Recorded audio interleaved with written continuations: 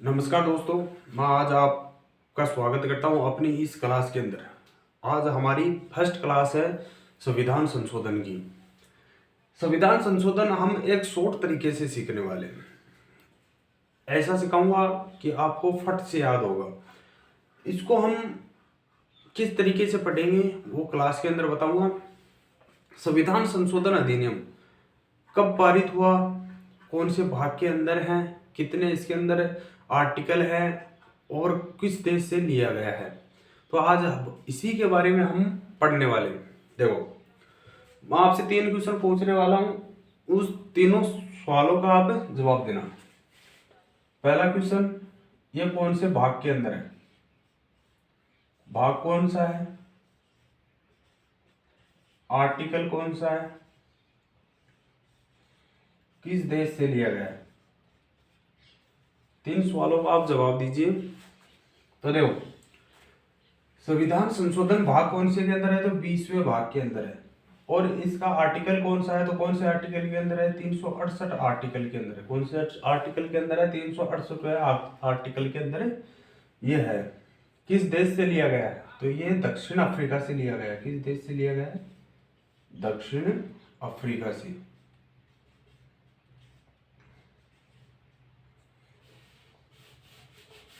किस देश से लिया गया है, दक्षिण अफ्रीका से लिया गया है।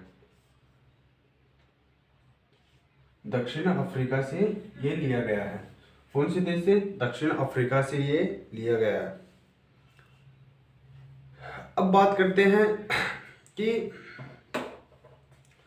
कॉन्स्टिट्यूशन अमेंडमेंट यानी कि संविधान संशोधन के अंदर भाग कितने हैं, तो 20 भाग हैं। आर्टिकल कौन सा, 368वां आर्टिकल है। देश कितने, दक्षिण, कौन से देश से लिया गया है, तो ये दक्षिण अफ्रीका के संविधान से हमें ये देश ये संविधान संशोधन लिया गया है। अब नोट के अंदर डालिए आप कि नोट केशवानंद भारती यानी कि केशवानंद भारती केस।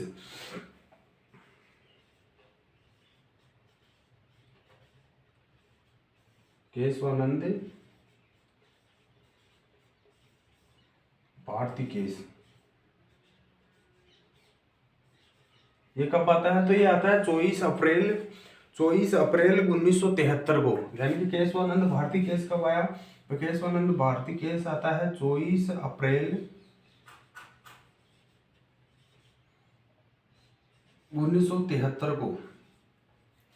केशवानंद भारती केस कब आता है, तो ये आता है 24 अप्रैल 1953 को। इसके अंदर है कि सांसद यानी कि सांसद संविधान के किसी भी भाग को, यानी कि इसके अंदर क्या कहा गया है कि सांसद संविधान के किसी भी भाग में संशोधन कर सकता है। यानी कि क्या कहा गया था इसके अंदर, इस केस के अंदर क्या कहा गया, तो इस केस के अंदर कहा गया कि सांसद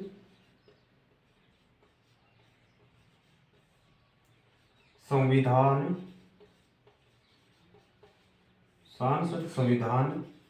के किसी भी भाग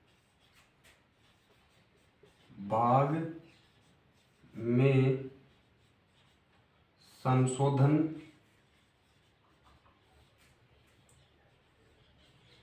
कर सकता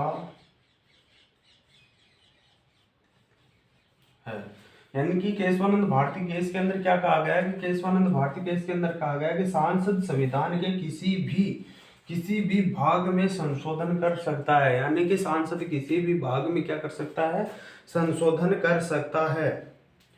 परंतु इसके अंदर एक लाइन और बोली गई।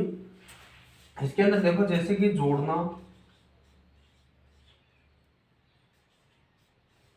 संशोधन किया गया और उसे जोड़ना, हटाना या फिर परिवर्तन करना,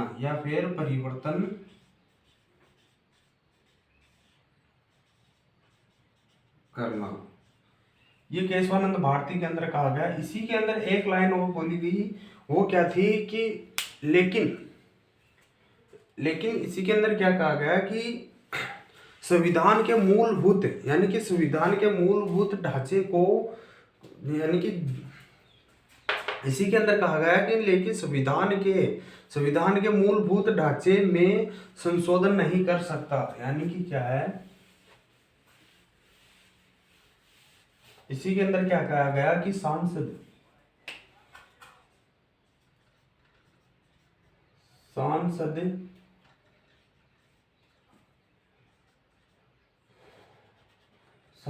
संविधान के यानी कि मूलभूत ढांचे को, यानी कि सांसद क्या है कि सांसद संविधान के मूलभूत ढांचे, सांसद संविधान के मूलभूत ढांचे में क्या कर सकता है कि संशोधन या परिवर्तन नहीं कर सकता। ढांचे में संशोधन नहीं कर सकता। केशवानंद भारती केस कब आया, तो ये आया 24 अप्रैल 1973 को। 24 अप्रैल 1973 को केशवानंद भारती केस आता है। सांसद, इसके अंदर क्या कहा गया कि सांसद संविधान के, यानी कि सांसद संविधान के किसी भी भाग में संशोधन या परिवर्तन कर सकता है, संशोधन कर सकता है। जैसे कि किसी भी अधिनियम आया और उसे जोड़ा गया, उसे जोड़ना या फिर उसे हटाना या फिर उसके अंदर परिवर्तन करना, ये क्या था केशवानंद भारती केस के अंदर। अब इसके अंदर भाग क्या थे, संविधान संशोधन के अंदर भाग कितने थे, तो 20 भाग थे, 368वां आर्टिकल था। और देश कौन सा था, तो ये दक्षिण अफ्रीका देश था। कौन सा देश था, दक्षिण अफ्रीका देश। अब इसके अंदर आता है हमारा कि फर्स्ट संविधान संशोधन अधिनियम क्या है, कि फर्स्ट संविधान संशोधन अधिनियम।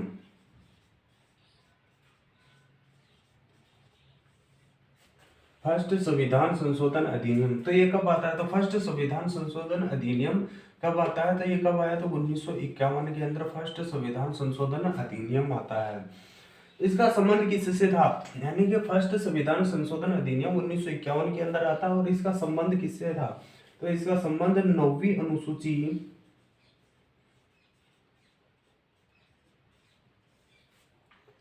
9 से था। इसका संबंध किससे था, 9वीं अनुसूची 9 से था, जिसका मतलब क्या था, तो इसका मतलब था भूमि सुधार के लिए। किसके लिए, भूमि सुधार के लिए क्या था, इसका संबंध किससे था, भूमि सुधार के लिए इसका संबंध था। फिर बात करते हैं हम अगले वाले की कि कौन सा संविधान संशोधन हुआ, तो अगला हुआ 7वां संविधान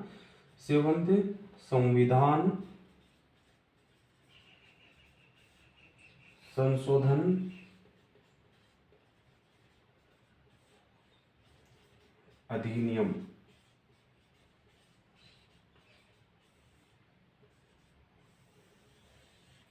ये कब आया, तो ये 1956 के अंदर आता है। यानी कि फर्स्ट 7वां संविधान संशोधन अधिनियम कब आया, तो ये आता है 1956 के अंदर। कब आया, 1956 के अंदर।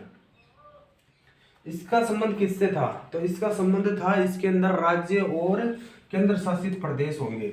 यानी कि इसका संबंध किससे था, तो इसके अंदर राज्य वह यूनाइटेड टेरिटरी यानी कि केंद्र शासित प्रदेश होंगे। तो उस वक्त कितने थे, तो उस वक्त थे हमारे पास 14 राज्य और 6 यूटी थे, 6 केंद्र शासित प्रदेश थे। इसके अंदर क्या था कि इसका संबंध किससे था, इसका संबंध था राज्य व केंद्र शासित प्रदेश से इसका संबंध था। यानी कि इसके अंदर राज्य पुनर्गठन किया गया। यानी कि इसके अंदर क्या किया गया, राज्य पुनर्गठन एक्ट आया। यानी कि क्या आया, राज्य पुनर्गठन एक्ट आता है, पुनर्गठन एक्ट आता है। इसके अंदर क्या आया, राज्य पुनर्गठन एक्ट आता है। इसी के अंदर आपको पता है कि 1956, तो 1956 को क्या हुआ, तो 1956 को होता है मार्च 1956 को क्या हुआ, तो राजस्थान की स्थापना होती है। किसकी होती है? राजस्थान। राजस्थान की भी क्या हुई? स्थापना हुई। मार्च 1956 को ही राजस्थान की स्थापना होती है।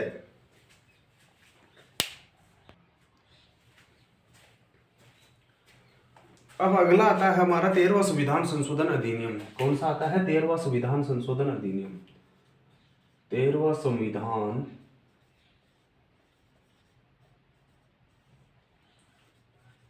संशोधन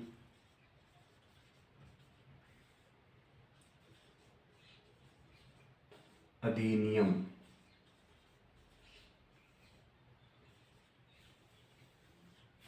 तो बताओ कि 13वां संविधान संशोधन अधिनियम कब आया? 13वां संविधान संशोधन अधिनियम कब आया? तो 13वां संविधान संशोधन अधिनियम कब आता है? तो ये आता है 1962 को। कब आता है? 1962 को 13वां संविधान संशोधन अधिनियम आता है। इसका संबंध किससे था? तो इसका संबंध किससे था? तो नागालैंड से था। इसका संबंध किससे था? नागालैंड से।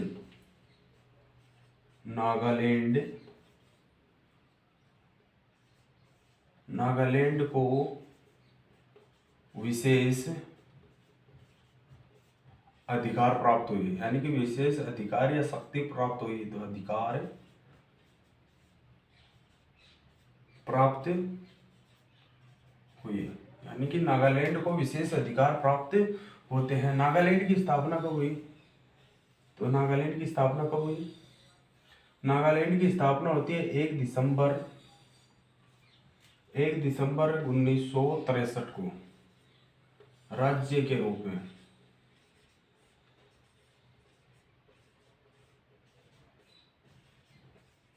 राज्य के रूप में 1 दिसंबर 1963 को